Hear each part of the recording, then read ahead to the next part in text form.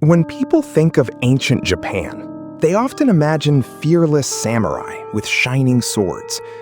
But long before the samurai existed, Japan was home to mysterious tribes, powerful queens, sacred rituals, and the birth of one of the world's oldest cultures. This is the forgotten story of ancient Japan, before the samurai.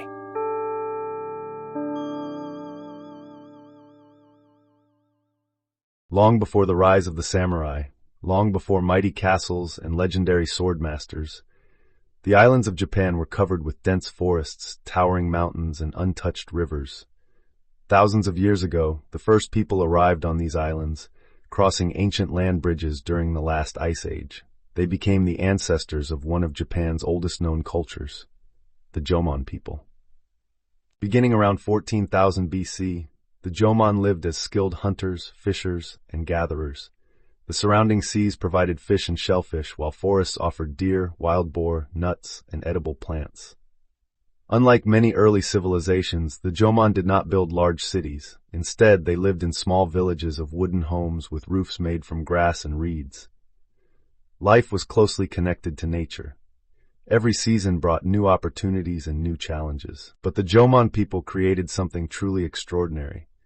They produced some of the oldest known pottery in the world. Their clay pots were decorated with beautiful rope-like patterns, giving the culture its name, Jomon, meaning cord-marked. These pots were used for cooking, storing food, and important ceremonies. The Jomon also crafted elegant jewelry from shells and stone. Small clay figurines called dogu were carefully shaped with mysterious faces and large eyes. Many historians believe these figures were connected to spiritual rituals, protection, or fertility. Although we may never know their exact purpose, they reveal a culture rich in creativity and belief. For thousands of years, the Jomon people lived in harmony with the natural world. Their traditions laid the earliest foundations of Japanese culture. But change was coming. Across the sea, new people carrying new technology were preparing to arrive. They would bring rice farming, metal tools, and a completely new way of life. The peaceful age of the Jomon was about to give way to the Yayoi Revolution. Around 300 BC, a new wave of people arrived in Japan from the Asian mainland.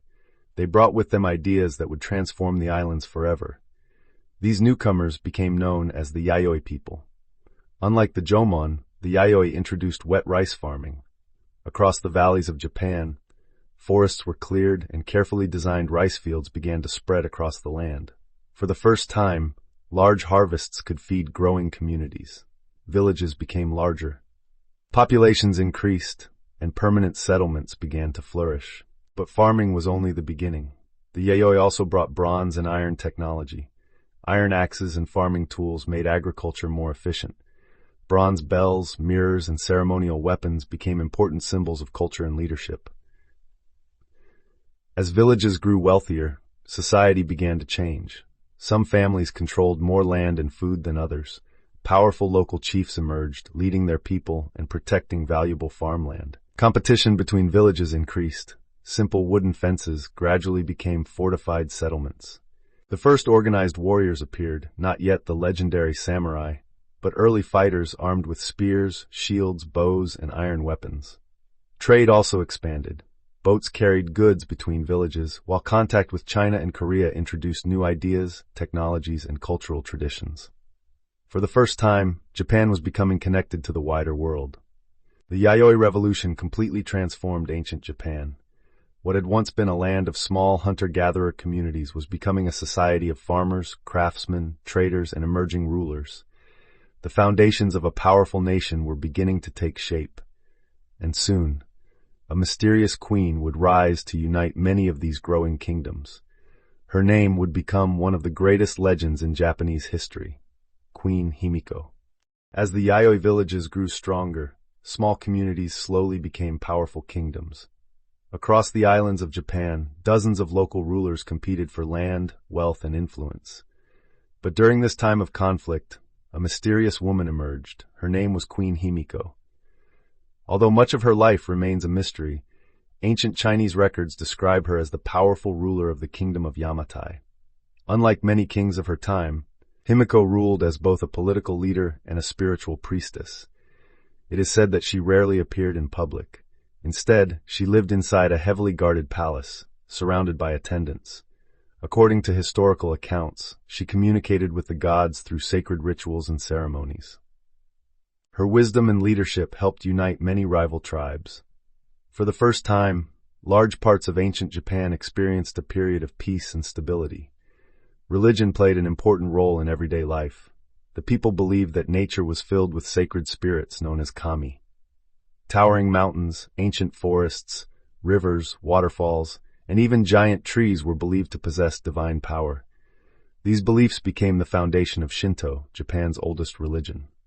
People offered prayers, food, and gifts to honor the kami and ask for protection, good harvests, and peace. Simple wooden shrines were built in beautiful natural places. These sacred traditions would continue for thousands of years and remain an important part of Japanese culture even today. Although Queen Himiko eventually disappeared from history, her legend never faded. She became one of Japan's most mysterious rulers, and after her reign, a new and even more powerful clan would begin uniting the islands. It was the beginning of the Yamato state, the kingdom that would lay the foundation for Imperial Japan. By the 4th century AD, a powerful new kingdom began to dominate the Japanese islands. It was known as the Yamato Clan. Unlike the smaller kingdoms before it, the Yamato rulers slowly united many regions under a single authority. Their leaders claimed that they ruled with the blessing of the gods. According to Japanese tradition, the imperial family traced its ancestry to Amaterasu, the sun goddess. This belief gave the Yamato rulers both political and spiritual authority. As the kingdom grew stronger, Japan developed closer ties with China and Korea. Envoys traveled across the sea, bringing back new ideas, technologies, and systems of government. One of the most important changes was the introduction of Chinese writing. For the first time, Japan could record its history, laws, and official documents. Soon afterward, a new religion arrived, Buddhism. Introduced from the Korean peninsula during the 6th century, Buddhism spread alongside the ancient traditions of Shinto. Magnificent temples were built. Monks taught compassion, wisdom, and meditation. Rather than replacing Shinto, the two beliefs gradually existed side by side, shaping Japan's unique spiritual culture. The Yamato rulers also strengthened their military. Warriors trained with bows, spears, and swords to defend the growing kingdom. These soldiers were not yet called samurai, but they represented the beginning of Japan's warrior tradition.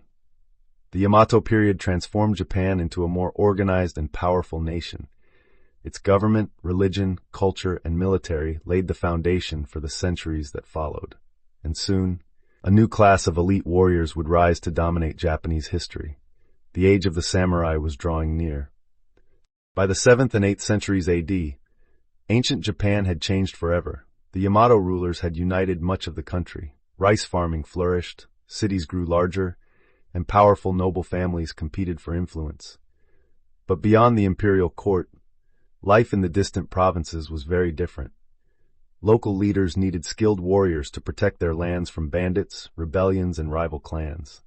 These warriors trained every day, mastering the bow, the spear, and the sword. They valued courage, loyalty, and discipline above all else. Although they were not yet called samurai, they became the foundation of the warrior class that would soon dominate Japan. As the centuries passed, power slowly shifted away from the emperor and toward military leaders. Great warrior clans such as the Minamoto and Taira began to rise. Their fierce rivalry would eventually reshape the nation. By the late 12th century, the age of the samurai had truly begun. Their code of honor, their unmatched swordsmanship, and their unwavering loyalty would define Japanese history for nearly 700 years.